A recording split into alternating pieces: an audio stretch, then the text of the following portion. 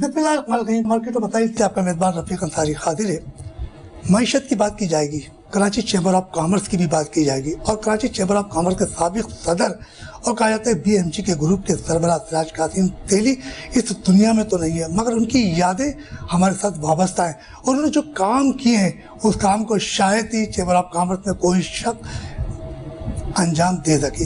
शकीली तौर पर आज हमारे साथ कराची चैम्बर ऑफ कॉमर्स के साबिक सदर शमीम परपो साहब मौजूद है और इनसे बात होंगी ज़बरदस्त कारोबारी हवाले से, मगर बात करेंगे सिराज कासिम तेली की, क्योंकि इनकी वाबस्तगी उनके साथ बेइंतहा रही है।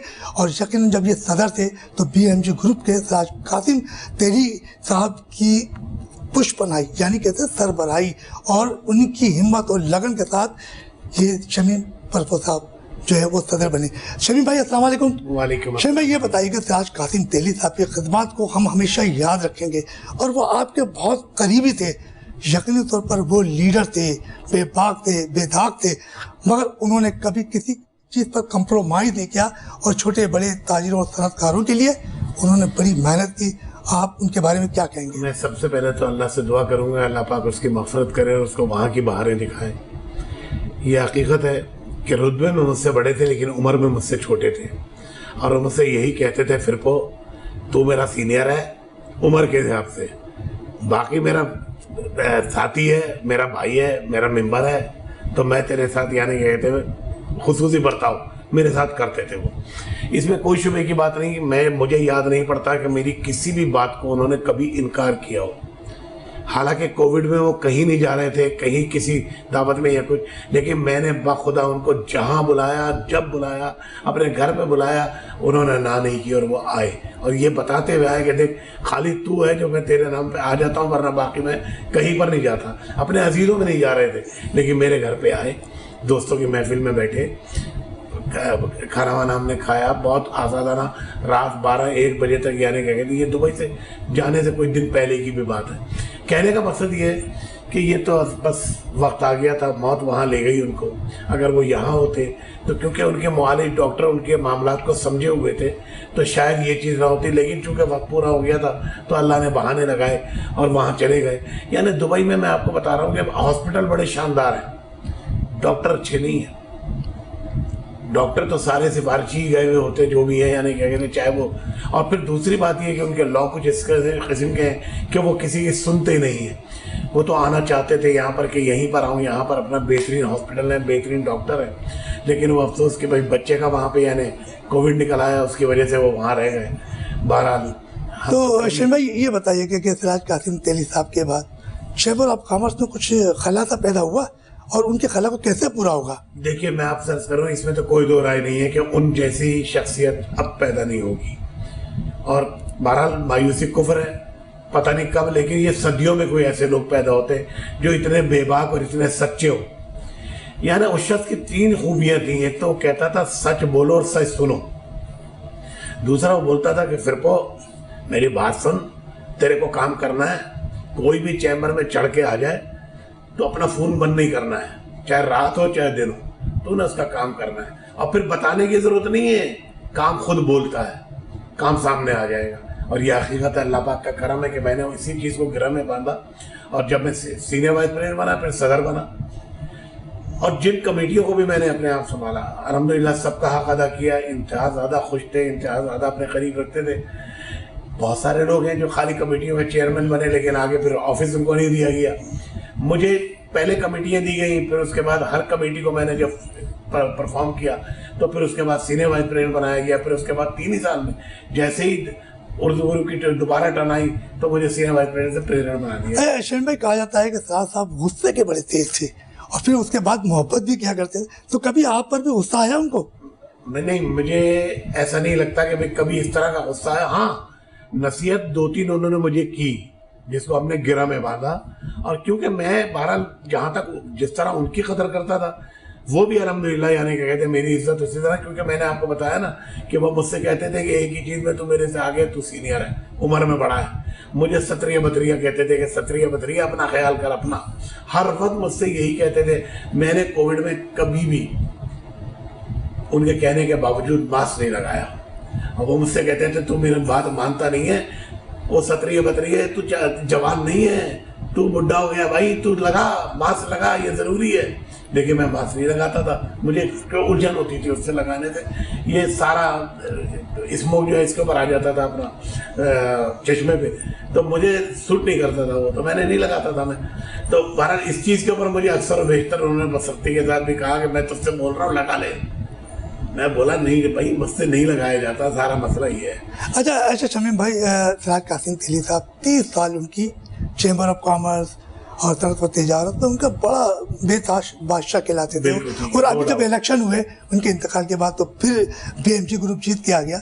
तो सिराज साहब इंतकाल के बाद तो अभी इलेक्शन नहीं हुए, कि एक जो सनत व तिजारत जो था फेडरेशन के कुछ इंतखाबात हुए हैं, तो हमने फेडरेशन का साथ दिया, क्योंकि सिराज भाई की ये हिदायत थी कि नासिर मकबू का आपने साथ देना है। असल बात ये नासिर मकबू नहीं बल्कि उसूलों का आपने साथ देना है। और चूंकि इससे पहले भी हमने उनकी ज़िंदगी में उनका साथ दिया था, अपना अंजुम निसार, लाहौर वाले अंजुम निसार जो है उनका साथ दिया था, तो वो उसके बाद फिर अब उसकी कंटिन्यूशन में अब इस साल ये आए, तो हमने देखा कि भाई जो पहले काम अंजुम निसार के दौर में हुए उससे हम मुतमईन थे। उससे पहले जो दौर था उसके अंदर लोग उनके मुनीर साहब के आते थे, तो मुनीर साहब के लोग जो आते थे वो काम वो नहीं करते थे जिस तरह हम कहते थे उनसे। अच्छा शमीम भाई, ये कहा जाता है कि सिराज कासिम तेली साहब की खिदमत को तमाम लोग मान रहे हैं और मानते रहेंगे कि उन जैसा leader Karachi chamber of commerce में नहीं आएगा। तो क्या कराची चैम्बर ऑफ कॉमर्स ने उनके खिदमत पर कोई हॉस्पिटल बनाने का कोई फैसला किया, जिससे आपके सनत व तिजारत छोटे बड़े ताजिरों को उनके नाम की हमेशा याद रहे और एक फ़ायदा पहुँचे? देखिए, मैं आपसे अर्ज कर रहा हूँ, सिराज कासिम तेली नाम एक ऐसा है कि उसके मुखालिफिन भी यानी उसका दम भरते थे कि ऐसा बेबाक, ऐसा सच्चा, ऐसा निडर आदमी हमने नहीं देखा। जो साहिब इक़्तिदार लोग हैं उनकी आंखों में आंखें डाल के बोलता है और हक बात बोलता है जब भी बोलता है, चाहे वो छोटे ताजिर होंगे हो, चाहे बड़े हो, चाहे यानी क्या कहते हैं पॉलिटिक्स में हो, कुछ भी हो, लेकिन वो हक की बात करता है। अब सूरत हाल ये है कि उसके नाम को तो कोई बुराया जा नहीं सकता। मैं आपको बता रहा हूँ कि मैं अभी लाहौर गया तो लाहौर में लोग उससे मिले नहीं थे कभी भी, सिराज कासिम तेली से, क्योंकि लाहौर वाले थे। लेकिन चूंकि उसकी खबरें, उसकी वीडियोस ये सब देखी हुई थी, तो उन्होंने इस तरह मुझसे यानी क्या कहते हैं उसके लिए अपना अफसोस का इजहार किया जैसे उसके कोई जाती यानी दोस्त या जाती फैमिली के मेंबर होते हैं, इस दुख का इजहार किया। वो सबसे मोहब्बत करने वाले शख्सियत थी। मैं बता रहा हूँ आपको कि माशाल्लाह माशाल्लाह, मैं तो समझाऊंगा बख्शाया है, बिल्कुल अल्लाह ने उसको बख्शा हुआ है। जितनी नेक नामी यहाँ से लेकर गया, जितनी शानदार जिंदगी उसने यहाँ गुजारी है, इंशाल्लाह इससे बेहतर जिंदगी वहाँ यानी क्या कहते हैं जो अपना अगले जहान की है वो उसके अंदर गुजारी। अच्छा शमीम भाई, जैसे कि साबिक मुमताज़ सनतकार ख्वाजा कदीर अहमद साहब और उनके साथ मुमताज़ सियासतदान वफाकी वज़ीर पेट्रोलियम हाजी अनीफ तैयब साहब, उन्होंने कहा कि अगर हुकूमत पाकिस्तान से हम ज़मीन मांग रहे हैं, अगर वो कहीं हमें ज़मीन दे दे तो हमें उनके पैसों की ज़रूरत नहीं है, हम खुद चैम्बर के साथ मिलकर हॉस्पिटल का उनके नाम से क़याम कर देंगे। तो कभी ऐसी सोच आपने भी रखी? देखिए, मैं आपसे अर्ज करूँ, सिराज भाई इस चीज़ के खिलाफ थे कि हुकूमत से कुछ मांगो। वो कहते थे आप अगर हुकूमत से कुछ मांगेंगे, हुकूमत आपसे पलट के कहेगी कि ये करो वो करो, आप अंडर इन्फ्लुएंस आ जाएंगे। आप ये सोचिए कि 45 करोड़ रुपए की जगह ली चैम्बर के लिए, नहीं क्लिफ्टन पर, लेकिन पूरे पैसे दिए उसके अपने पास से, गवर्नमेंट से नहीं मांगी चैम्बर के लिए भी। वो कहते थे यार हम तो ताजिर हैं, हम तो देने के लिए बैठे हैं, लेने के लिए थोड़ी बैठे हैं, तो हमें अपने जो भी काम करने हैं, जो भी मकासद पूरे करने हैं। उन्होंने माशाल्लाह बेशुमार यानी काम किए हुए हैं और उसके अंदर उन्होंने कहीं भी अपना नाम नहीं लगाया। यानी मुझे मालूम है कि कितनी मस्जिदें उन्होंने माशाल्लाह चलाई हैं, कितनी मस्जिदों में इंतज़ाम उनका था, लेकिन किसी भी मस्जिद पे कोई ना कोई तेली फैमिली का नाम डाला, ना अपना नाम डाला। ऐसे ही रिफाई काम बहुत करते थे। अपनी दोराजी से उनका ताल्लुक था जमात से। जी, कितनी फंडिंग करते थे। जी, वो 1953 के अंदर दोराजी के एक खानवादी में पैदा हुए हैं वो 1953 के अंदर। फिर उन्होंने टेक्सटाइल से भी वाबस्ता रहे, फिर बेवरेज से भी आ गए। तो यकीन तौर पे जब एक उनका दोराजी में तो वाबस्तगी होगी, तो वही अर्ज कर रहा हूँ ना, इस वक्त सबसे बड़े डोनर दोराजी के वही थे। और ये नहीं कि वो चले गए तो ख़त्म हो गया डोनेशन, नहीं। यासीन सेठ को सब कुछ पता है, यासीन सेठ उनके बड़े भाई हैं, नुसैर उनका बेटा है, मेरी बात हुई, उनके पास एक एक चीज तहरीर में मौजूद है, कहाँ कितना जाता था, किस तरह जाना चाहिए, और वो जाएगा इंशाल्लाह। तो आप क्या समझते हैं कि चैम्बर ऑफ कॉमर्स कुछ उनके लिए कोई खराज ऐसी कोई तामीरात कर रही है जिससे ये अभी दरअसल सबसे बड़ा उनका ड्रीम था कि एक चैम्बर की अपनी बिल्डिंग बन जाए। गोकी ये बिल्डिंग भी चैम्बर की है, लेकिन वो नई बिल्डिंग चाहते थे कि जदीद बिल्डिंग बन जाए। उसी के लिए उन्होंने अपनी ज़िंदगी में खुद छानबीन करके, दौड़ भाग करके ये प्लॉट पसंद किया था। अब सबसे बड़ी चीज़ ये है कि भाई ये हो जाए तो उसके अंदर जो सबसे बड़ा ऑडिटोरियम बनेगा वो सराज साहब के नाम। अच्छा शहीन भाई, ये बताइएगा कि सराज कासिम तालिबी साहब की तो बड़ी खिदमात है मुख्तलिफ शोबों में, चाहे वो एजुकेशन हो, खेल के मैदान हो, मगर उन्हें खेलों से बड़ी मोहब्बत थी। वो खुद एक क्रिकेटर थे और सोल्जर बाजार के ग्राउंड में एक उनके साथी होया करते थे तारिक सईद, उनके साथ क्रिकेट लड़कपन में खेला करते थे। तो आपको पता है कि चैम्बर में खेल के हवाले से कभी वो गुफ्तगू करते हो? हाँ बिल्कुल सही है। नहीं तो आप ये देखिए ना कि इस वक्त जो जितने भी ISPL होते हैं, ये नाम क्या कहते हैं, जो भी PSL जो होता है, और ये दूसरे जो यानी बैन अवी मुकाबले होते हैं, पेप्सी उसमें पेश होता है, पेप्सी उसको स्पॉन्सर करता है। किस वजह से करता है? इसीलिए कि उनका खेलों की तरफ यानी बहुत ज़्यादा, ख़ास तौर से क्रिकेट से उनको दिले लगाव था। मैं तो ये देखता था कि भाई वो ज़रूर जाते थे स्टेडियम में जाके अपने फाइनल को वहाँ पे देखना, बॉक्स में बैठ के अपनी फैमिली के साथ, अपने दोस्तों के साथ। तो ये तो उनका शौक था। अच्छा शहीन भाई, हमने बातें तो की हैं दहली साहब के खिदमात के हवाले से। 1988 का मुझे याद है कि वो साइट एसोसिएशन के सदर बने और उन्होंने ज़करिया उस्मान को शिकस्त दी, और उस वक्त साइट एसोसिएशन में टूट फूट के शिकार, सड़कें टूट फूटी, पानी वहाँ होता नहीं था। और सराज भाई जब उस मैदान में खड़े हुए जीते, तो आज साइट एसोसिएशन जो है वो चरागे की तरह मानद है और वहाँ पानी भी आ रहा है, टेक्सटाइल के भी। तो उस बारे में आप क्या कहेंगे? देखिए, मैं आपसे अर्ज करूँ कि ये हकीकत है कि उस वक्त की हुकूमत में ख़ास तौर से यानी क्या कहते हैं, अपना बेनज़ीर साहिबा को बुलाया था वहाँ पर उन्होंने, और बेनज़ीर अपने इक़्तिदार के दौर में वहाँ पर आई, और उसके बाद फिर उन्होंने वहाँ पे यानी क्या कहते हैं काफ़ी तरक्याती काम करा दिए थे। लेकिन इस वक्त जो हाल है, हालांकि वही सिंध की गवर्नमेंट है, लेकिन मुझे अफसोस के साथ कहना पड़ता है कि खंडरात का मंजर पेश करता है इस वक्त साइट है ना।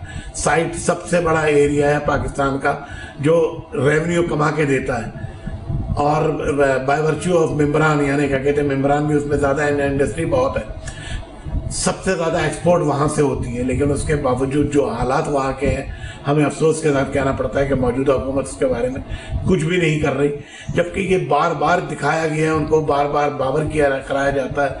लेकिन बात यह है कि अब जो हाल कराची का है पूरी, उससे बदतर हाल साइट एसोसिएशन का। हमारे साथ शमीम फरको साहब बड़ी ज़बरदस्त बातें कर रहे हैं। सराज कासिम तेली साहब की खिदमात को कोई भी फरामोश नहीं कर सकता और न करेगा। उनकी खिदमात इतनी, वो साइट एसोसिएशन से लेकर, फेडरेशन से लेकर, कराची चैम्बर ऑफ कॉमर्स से लेकर।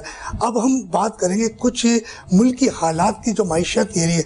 और शमीम साहब का तज़किया बड़ा गहरा है, क्योंकि मुल्क की मईशत पर के तकरीबन 3 साल के करीब होने जा रहा है, और वफाकी हुकूमत ने बार बार वादे किए कि गरीबों को रिलीफ फराम किया जाएगा, मगर ऐसा दूर दूर तक नज़र नहीं आ रहा, और महंगाई का पहाड़ गरीबों पर है। शहीन भाई, ये बताइएगा कि वफाकी हुकूमत को तकरीबन 2.5 से पौने 3 साल का अर्सा हो रहा है, बिल्कुल ठीक, बार बार ये कहते हैं कि हम रिलीफ फराम करेंगे गरीबों को।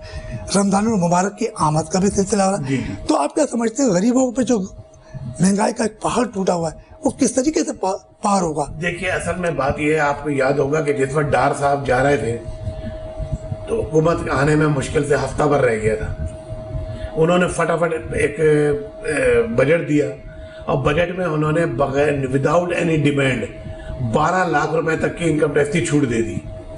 इसी तरह के उन्होंने ऐसे ही काम किए जिसकी वजह से मौजूदा हुकूमत को आने में, क्योंकि सबको नज़र आ रहा था कि अब हुकूमत जो आएगी वो PTI की आएगी, तो उन्होंने इतनी मुश्किलात उसके लिए रख दी थी कि उस पर काबू पाना। फिर उसके बाद सबसे बड़ी बात ये ब्यूरोक्रेसी उनकी अपनी लगाई हुई थी, नून लीग की थी, ये पीपल्स पार्टी की थी, उनको काबू करना, ये सारे काम। अच्छा, फिर खान साहब से भी कुछ यानी क्या कहते हैं थोड़ी सी गलती हुई कि उन्होंने तमाम मामलात को एक साथ छेड़ दिया, और जिसकी वजह से यानी क्या कहते हैं काफ़ी गड़बड़ पैदा हो गई। और उन्होंने चाहा कि भाई ये दिनों महीनों में नहीं या सालों में नहीं बल्कि दिनों में इस मामलात को हल कर लिया जाए, ऐसा नहीं होता। तो उसके लिए देखिए 70 साल का बिगाड़ है, 70 साल का बिगाड़ 70 दिनों में सही नहीं हो सकता, इवन के 7 महीने में भी नहीं हो सकता, 7 साल में भी नहीं हो सकता। अच्छा शमीम मेरी जी, मैं आपसे अर्ज कर रहा हूँ कि एक बिल्डिंग आप सालों में बनती है, लेकिन मिनटों के अंदर बिगाड़ सकते हैं। बिगाड़ तो सकते हैं, उसको गिरा तो सकते हैं, लेकिन तैयार नहीं कर सकते। तो इसी तरह से मौजूदा हुकूमत के सामने कुछ मुश्किलात हैं, और यकीनन उसके अंदर अवाम ने बड़ा साथ दिया है। अवाम ने बड़े सब्र से, यानी क्या कहते हैं, इस चीज़ को देखा है। इन्होंने जो बुलंदबाग दावे किए थे, वो दावे मुकम्मिल नहीं हो सके अभी तक, और हो भी नहीं सकते थे इतने जल्दी जिस तरह के दावे किए थे। बहरहाल अब मैं समझता हूँ कि अब मौजूदा हुकूमत जो है वो अब कुछ ट्रैक पे आई है।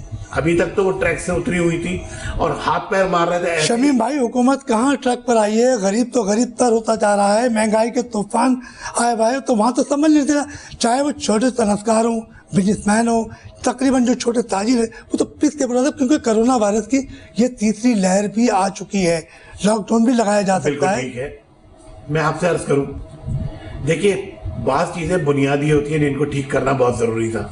मिसाल के तौर पे हम सारी दुनिया में दहशतगर्द मुल्क बने हुए थे, हम पे एक छाप लगी हुई थी, जिसकी वजह से आप गिरदेश में चले गए। अब सबसे पहले उसको निकालने के लिए बहुत सारी बातें आपको उनकी माननी थी।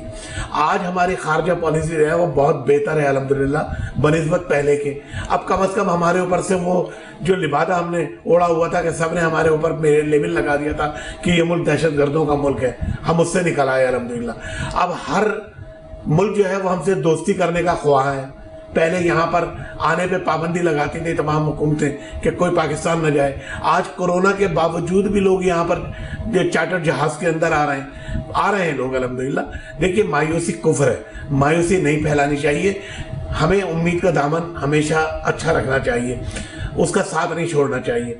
और मैं समझता हूँ कि भाई अब वक्त आ गया इंशाल्लाह कि जितनी तकालीफ, जितनी मुश्किलात उठाई हैं, अब उनको देखिए आप डॉलर नीचे आ रहा है, ऊपर जाके 68 से वापस अब 54 पे आया है, तो 14 रुपए डॉलर पे कम हुए। अगर 8 आने बढ़ जाते हैं तो वाह मच जाता है, लेकिन जब 14 रुपए कम हुए तो उसकी कोई पजीराई नहीं है। इसी तरह से मैं आपसे अर्ज करूंगा जहां तक महंगाई का ताल्लुक है, महंगाई मैं जब अपने होश संभाला था मैंने, और मैं जाकर सौदा सिम लेने आया था ना, तो 15 आने किलो चीनी मिलती थी, 2.25 रुपए किलो बकरे का गोश्त मिलता था। क्या ये मुमकिन है कि मैं अगर महंगाई का नारा लगाऊं कि जी वही रेट आने चाहिए? दुनिया में तरीका यही है कि जब आपका लाइफ स्टाइल बढ़ता है, आपका लाइफ स्टाइल चेंज होता है, तो महंगाई बढ़ती जाती है। पहले 10 लोग खरीदने वाले थे, आज 10,000 लोग हैं खरीदने वाले, और कल 10 लाख होंगे खरीदने वाले। तो जाहिर बात है कि चीज़ों का बढ़ना ये नेचुरली बात है। मैं अगर यहाँ पर अगर सस्ती कर भी दूँ, पड़ोस के मुल्कों में स्मगलिंग शुरू हो जाएगी, यहाँ से वहाँ जाना शुरू हो जाएगा। बाज़ चीज़ें मजबूरन भी बढ़ाई जाती हैं। उसकी वजह से भी है कि आपके सामने अफगानिस्तान का बॉर्डर है, हमारे साथ शमीम फरफो साहब जो कि मुमताज़ सनतकार हैं, इनसे गुफ्तगू का सिलसिला भी जारी रहेगा। चलते हुए एक छोटे से ब्रेक की तरफ, ब्रेक से वापस आएंगे, सिलसिला अपना वहीं से जोड़ेंगे।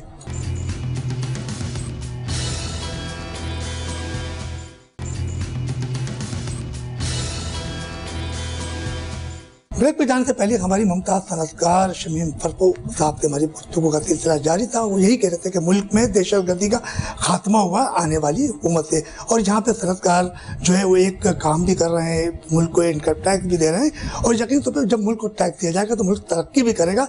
और कर रहे थे महंगाई की बातें कि महंगाई यकीन तौर पर है तो, मगर वो हल्के हल्के ख़त्म भी हो जाएगी, मगर रमज़ानुल मुबारक की आमद का सिलसिला भी जारी है। शमीम भाई ये बताइएगा कि हुकूमत ने रवां माली साल में पहले रवां के पहले हफ्ते में 7 माह में 6 अरब 51 करोड़ रुपए का कर्जा लिया था, और फिर उसी के बाद हुकूमत ने 3 अरब 47 करोड़ रुपए दायरे में कर्जा वापस किया। इधर कर्जा लिया और 3 करोड़ वापस किया, तो फिर हुकूमत को गरीबों को इससे क्या फायदा पहुंचेगा? IMF से कर्जा भी ले रहे हैं और वही उन्हीं का कर्जा उन्हीं लौटा रहे हैं। नहीं, इसमें मैं आपसे अर्ज करूँ, इसके अंदर थोड़ा सा समझने की बात है। कर्जे पर सूद भी है, और असल से ज्यादा सूद चल रहा है इस वक्त, तो सूद भी अदा किया और कर्ज भी अदा किया। यहाँ पर अब कमी होती जा रही है इंशाअल्लाह ताला। और मैं समझता, देखिए एक बात मेरी आप समझ लें बहुत बारीक भी, एक्सपोर्ट इस वक्त हमारी यानी क्या कहते हैं बड़ी है। यानी जो 25 अरब की एक्सपोर्ट हमारे यहाँ मुशर्रफ के दौर में हुई थी, मुशर्रफ के जाने के बाद उससे अब तक कम से कम 35 अरब हो जाना चाहिए था, लेकिन उल्टा हिसाब हुआ कि जब पिछली हुकूमत गई तो 16 अरब पे चली गई थी ये। अब 16 अरब से उठते उठते वापस 25-26 पे आ गई है। तो ये बढ़ रहा है ना इंशाअल्लाह उल अजीज। तो मैं समझता हूँ कि आने वाला वक्त जो होगा वो खुशहाल होगा। एक बात मैं आपको और खुशखबरी बता दूं, इस वक्त पाकिस्तान दुनिया में नंबर 1 है मशीनरी खरीदने में।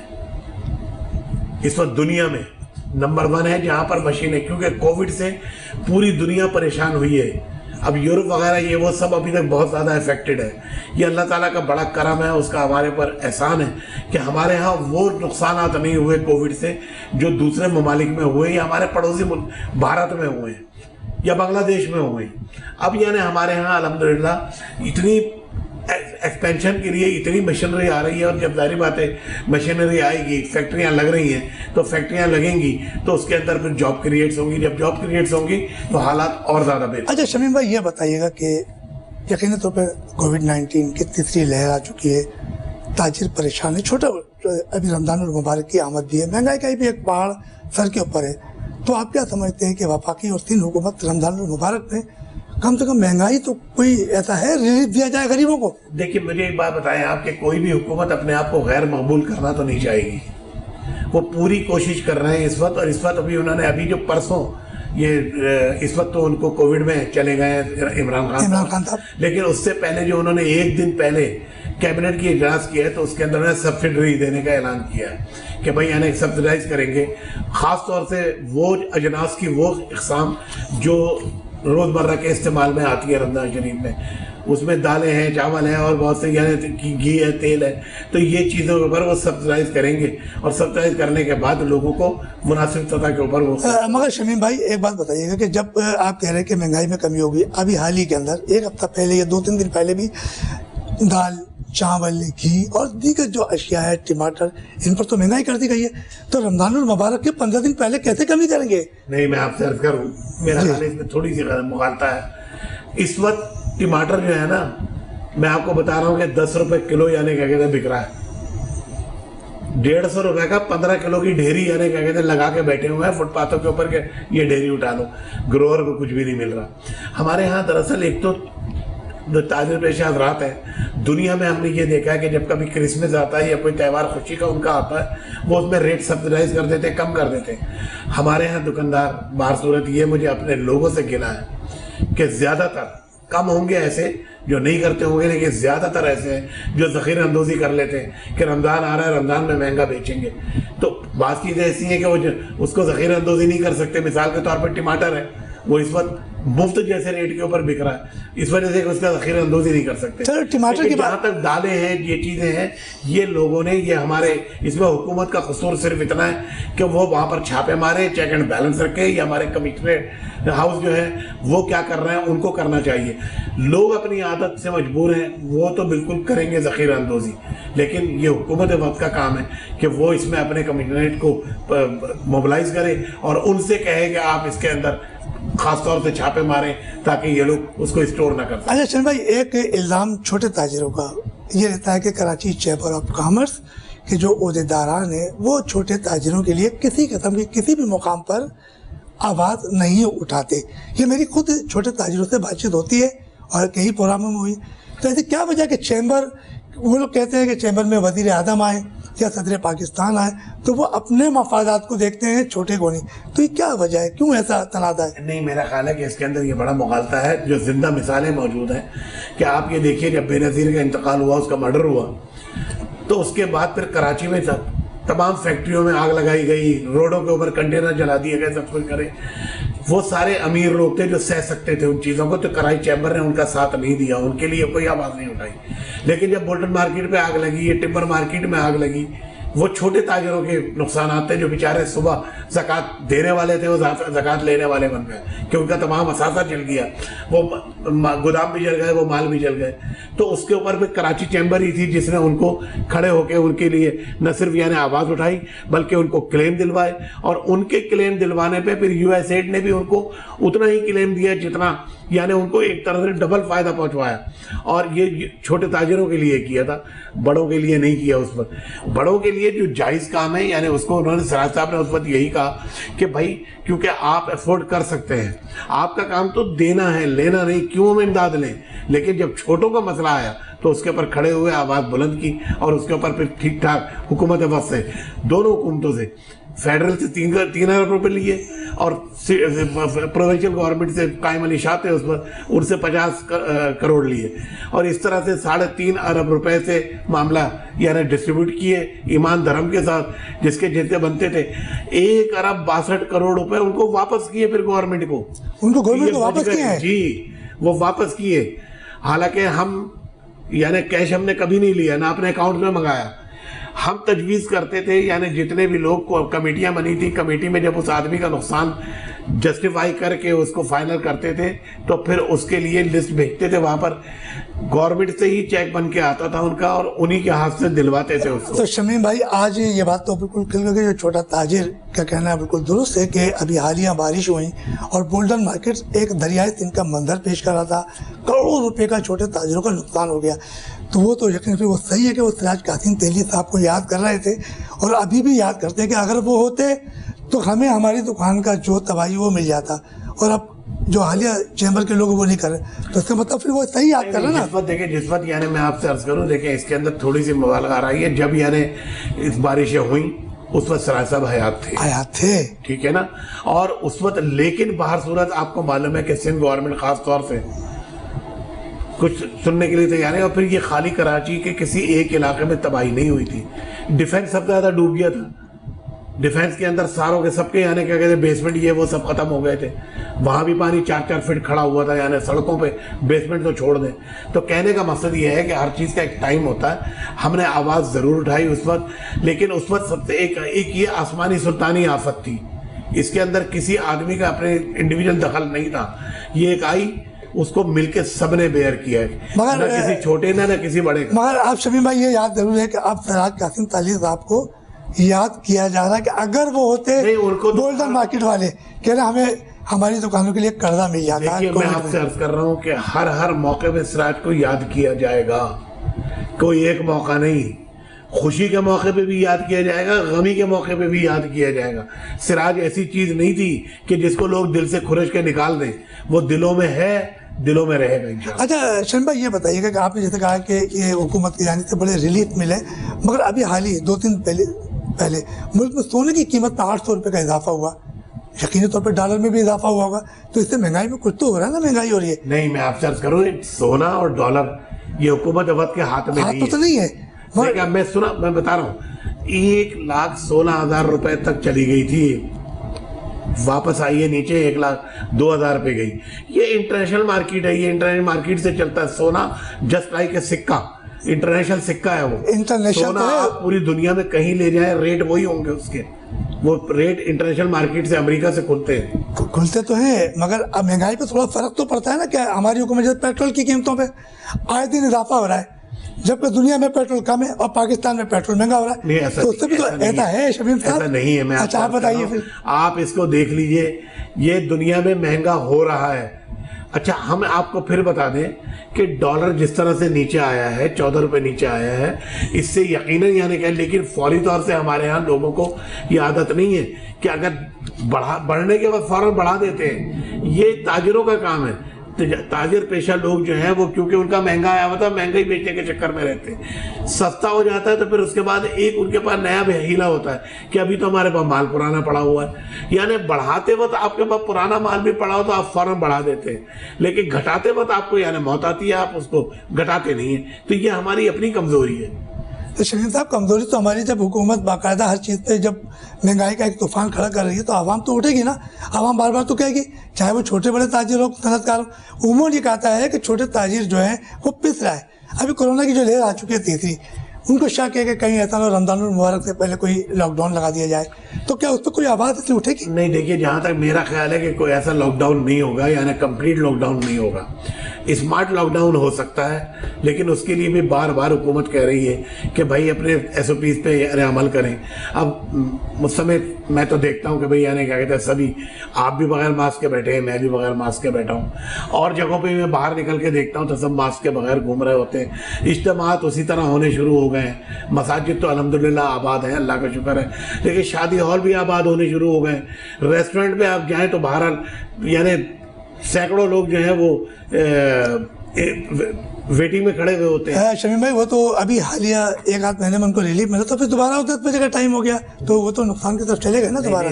देखिए मेरी बात सुने, मैंने अपने होश में ही देखा कि जब 65 की जंग हुई, सिर्फ 2 घंटे के लिए कर्फ्यू खत्म होता था, यानी ब्लैकआउट खत्म होता था, 2 घंटे दुकानें खुलती थी, उससे ज्यादा सेल हो जाती थी, क्योंकि किसी के पास इतना वक्त नहीं होता था कि वो जाके 6 दुकानें देखे फिर 7वीं दुकान से ले, वो जहां घुसता था वहां से लेके निकलता था। आज भी ये टाइम कोई कम नहीं है, अगर रात को 10 बजे बंद होना है तो 10 बजे बंद हो, कोई हर्ज नहीं है, लेकिन एसओपीज पे तो यानी अमल करें, एसओपीज पे अमल करें नहीं तो 10 क्या 1 बजे भी अगर बंद होगा तो यह हाल होगा। अच्छा शमीम भाई, ये बताइएगा कि कहा जाता है कि महंगाई, यकीन तौर पर सब महंगाई चल रही है, तो आप क्या समझते हैं कि अब हुकूमत पाकिस्तान की तरफ से रमज़ान मुबारक में कोई ऐसा पैकेज आ रहा है जिससे गरीब आवाम को कोई रिलीफ फराम हो जाए? देखिए वो लेके तो आ रहे हैं, लेकिन मैं फिर आपसे एक बात कह रहा हूँ, बिल्कुल ला रहे हैं। ये तो अभी कैबिनेट में तय हुआ है कि रमज़ान शरीफ के लिए उन्होंने जो राशन के ख़ास तौर से यानी रोज़मर्रा की ज़रूरियात की चीज़ें हैं उनके ऊपर तकरीबन 8-8.5 अरब यानी क्या कहते हैं वो सब्सिडी में देंगे। लेकिन मैं फिर आपसे कह रहा हूँ कि देखिए महंगाई ये महंगाई नहीं होती, ये तो वक्त के साथ साथ बढ़ेगा और बढ़ेगा, ये मैं आपको बता रहा हूँ। तो बढ़ेगा तो फिर नहीं, मुझे आप कहने दीजिए, मैंने जब अपना होटल स्टार्ट किया पहले, आज से तकरीबन कोई 40-42 साल पहले, तो भाई उस वक्त मैं आपको अर्ज करूं कि मजदूर मिलता था, भाई ये तनख्वाह होती थी 80 रुपये महीना, 100 रुपये महीना।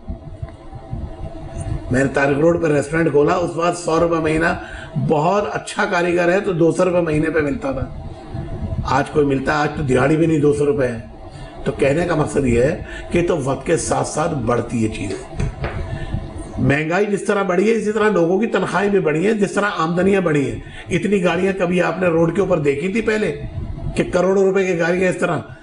12,000 रुपए की टोयोटा कोरोला थी, हिम्मत नहीं थी 12,000 रुपए की कोरोला लेने की। ये मैं आपसे कह रहा हूँ 1969-70 में, सन भी बता रहा हूँ आपको।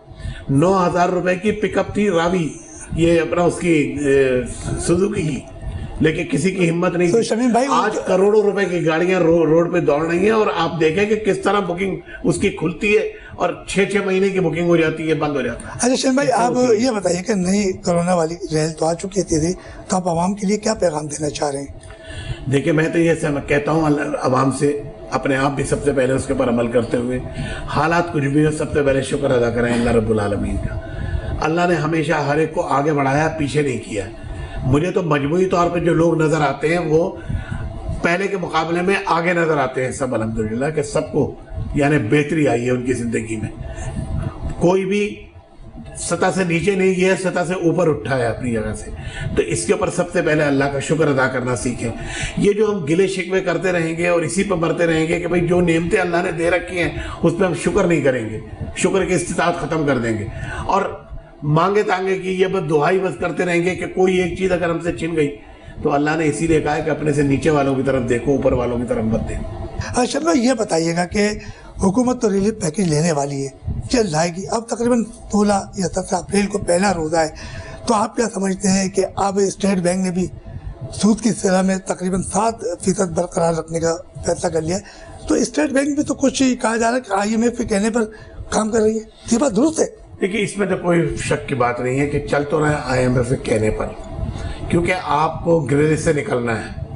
ग्रिल से निकलने के लिए आपको IMF की बहुत सी हिदायत माननी पड़ेंगी और आपने मानी है। जो 2-3 रह गई हैं वो भी आपको माननी पड़ेंगी और वो अभी यानी क्या कहते हैं, मैं समझता हूँ कि जून से पहले आपको ये सब करना है। तो ये तो करना पड़ेगा क्योंकि आप इस पोजीशन में है ही नहीं कि आप IMF से अभी निकल सकें। एक मरतबा ये मुशर्रफ के दौर में हम IMF से निकल गए थे, लेकिन पीपल्स पार्टी की जब हुकूमत आई तो पीपल्स पार्टी ने फिर बेदरीग खर्चे अखराजात किए और उसके बाद वो निकल गए। और फिर उसके बाद वो नवाज शरीफ साहब आए, उन्होंने सोने पे सुहागा क्या और ज़्यादा चीज़ें जो बुनियादी चीज़ें थी वो करने के बजाय कॉस्मेटिक काम किए कि जी ऑरेंज ट्रेन चलेगी और रेड बस चलेगी, तो उसके अंदर और मज़ीद कर्जे अखराजात के लिए ले लिए, तो उसकी वजह से हमारी मईशत जो है वो बहुत ज़्यादा डाउन हो गई। तो वो कर्जे तो पे करने गए, तो जब पे करने हैं तो IMF के आपने डिक्टेशन भी लेना पड़ेगा। बस शमीम भाई, कहा जा रहा है कि IMF की शर्त पर 140 अरब रुपये इनकम टैक्स की छूट में कमी करने का फैसला किया गया है, तो IMF के ऊपर सारा चलेगा? जो IMF कहे कि हम छूट करेंगे? नहीं, देखिए उनका कहना यह है IMF का कि भाई बहुत सारे शोबे ऐसे हैं जहां पर आपको टैक्स लगाना चाहिए लेकिन आपने टैक्स में छूट दे रखी है।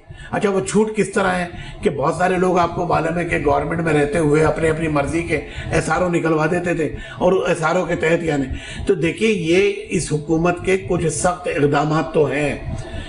डार साहब ने जिस तरह से डॉलर को अपने चुंगल में फंसा रखा था और वो तो सारी आर्टिफिशियल मईशत को लेके चल रहे थे, जिसके बिना पर सारा बुखार इनके ऊपर उतरा है। इनका तो किया हुआ नहीं है कर्जे, इनके तो नहीं लिए हुए थे सारे, वो तो पिछली 2 हुकूमतों ने लिए थे, वरना अदरवाइज मुशर्रफ तो नील कर दिए थे। तो अब जब उनके भुगतान ये भुगत रहे हैं तो इसके अंदर अब उनको ठीक करने के लिए भी बहुत सारे ऐसे सेक्टर हैं जहां पर इनकम टैक्स लागू ही नहीं होता था और उसको छूट दे रखी थी। अब उनको लगाने के लिए उन्होंने कहा है कि ये आप लगाएं, तो बहरहाल उसके अंदर उनको लगाना पड़ेगा और जब लगाएंगे टैक्स की कलेक्शन होगी तो हुकूमत कर्जों से बाहर निकलेगी। जब कर्जों से बाहर निकलेगी तो उसके बाद ही फिर सस्ताई शुरू होगी, महंगाई तो उससे तक बरकरार। अच्छा शमीम साहब, उमूमन ये कहा जा रहा है कि पाकिस्तान से कारोबार दुनिया के गैर ममालिक के अंदर जो है मुंतकिल हो रहा है, तो क्या ये बात दुरुस्त है कि यहाँ से फैक्ट्रियाँ हैं या टेक्सटाइल का शोबा है इस वक्त एक पिसा हुआ है उस पर भी टैक्स आए, तो ये बात दुरुस्त है? मैं समझता हूँ कि नहीं, ये कुछ अरसे पहले तो ऐसा जरूर था कि भाई लोग बाहर फैक्ट्रियां लगा रहे थे और बहुत सारे लोग कोटा सिस्टम की वजह से भी यानी क्या कहते बाहर लेके गए थे अपनी फैक्ट्रियां, लेकिन अब तो वो वापस आ रहे हैं। इस वक्त तो इतनी इंडस्ट्री लग रही है अल्हम्दुलिल्लाह यहाँ पर कि इंपोर्ट आपकी कम हो रही है पहले के मुकाबले में। वो इसी वजह से कम हुई है कि अब इंडस्ट्रियाँ यहाँ लग रही हैं और वो यहीं पर वो चीज़ें बनाने के उसमें हैं जो चीज़ें हम बाहर से इम्पोर्ट करते थे। तो इस वक्त इंडस्ट्री खासतौर से SMEs स्मॉल मीडियम इंडस्ट्रीज जो है वो बहुत ज़्यादा लग रही है।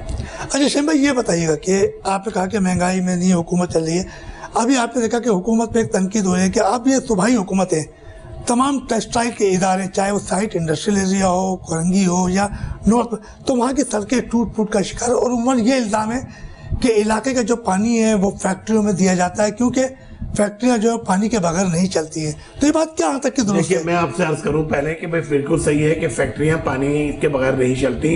खासतौर से कुछ इंडस्ट्रीज ऐसी होती हैं जो लाजिम मलजूम उनके लिए पानी चाहिए, बॉयलर चलाने हैं या फिर बेवरेज इंडस्ट्री है, जाहिर बात है पानी चाहिए।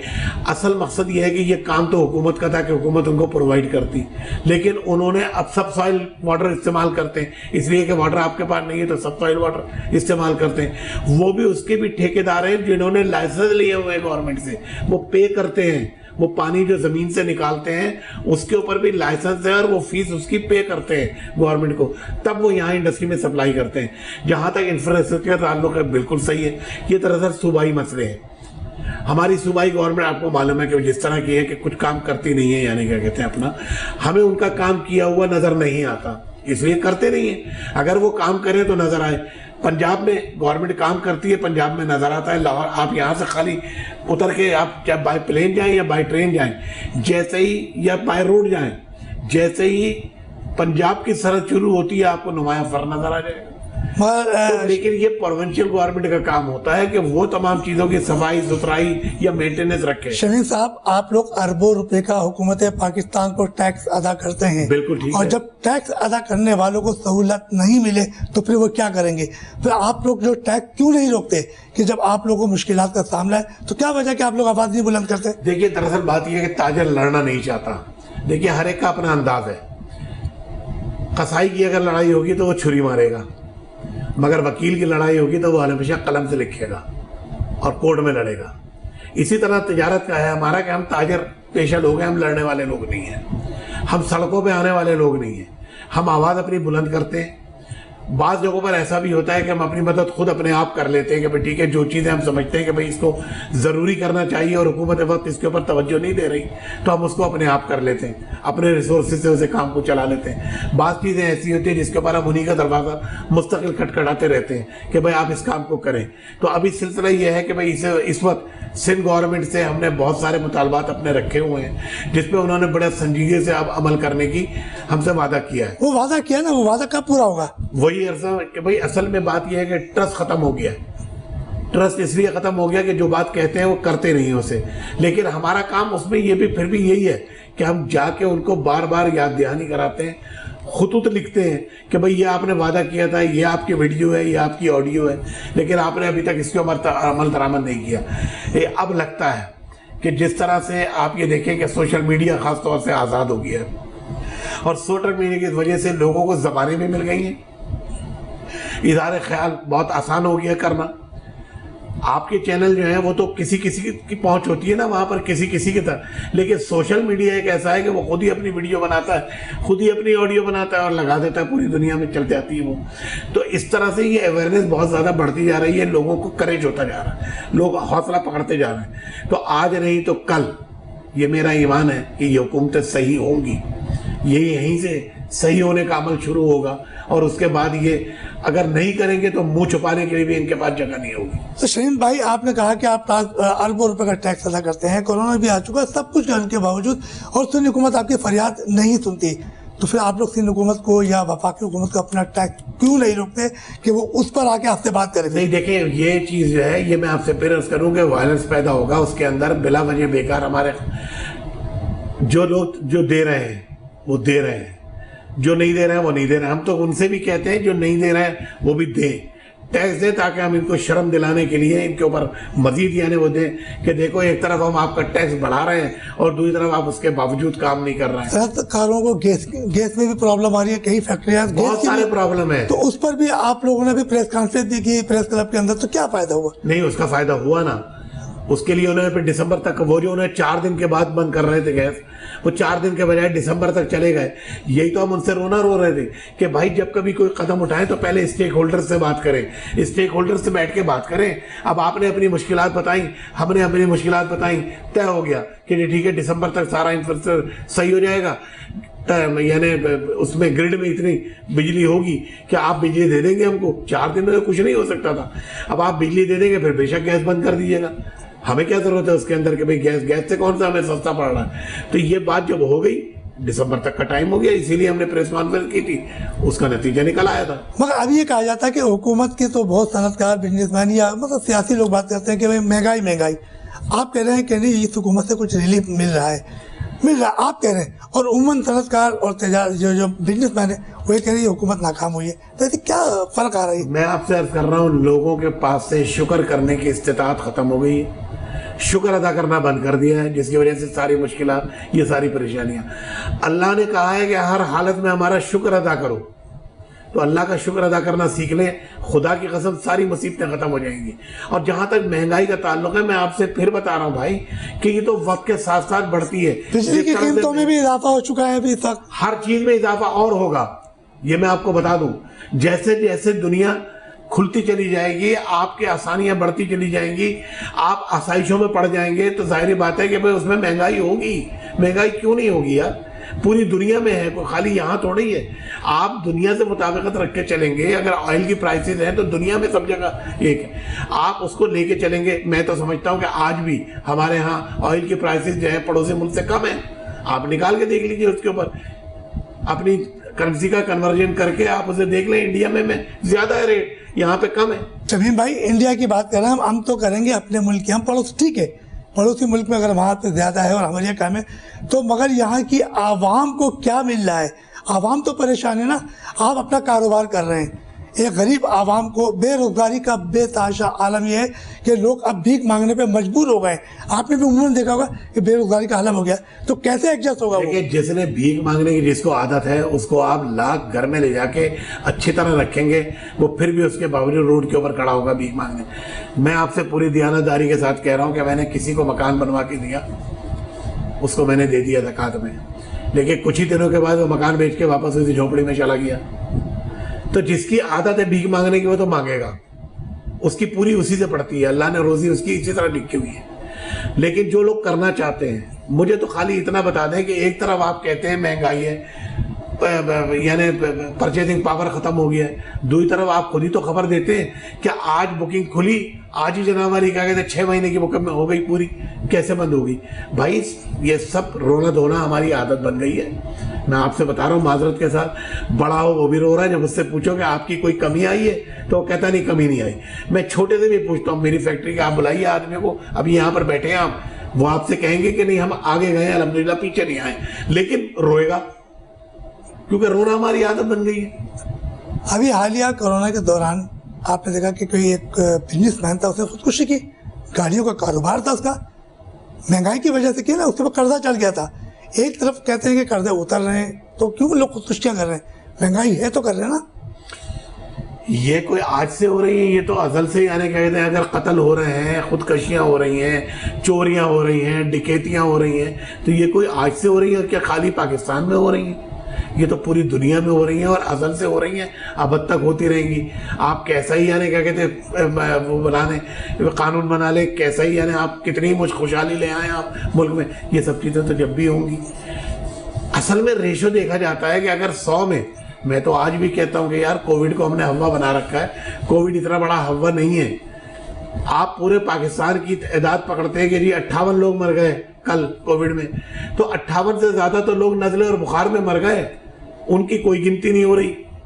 उससे ज़्यादा तो लोग कत्ल हो गए, उससे ज़्यादा तो लोग यानी क्या कहते हैं अपना डूब के मर गए।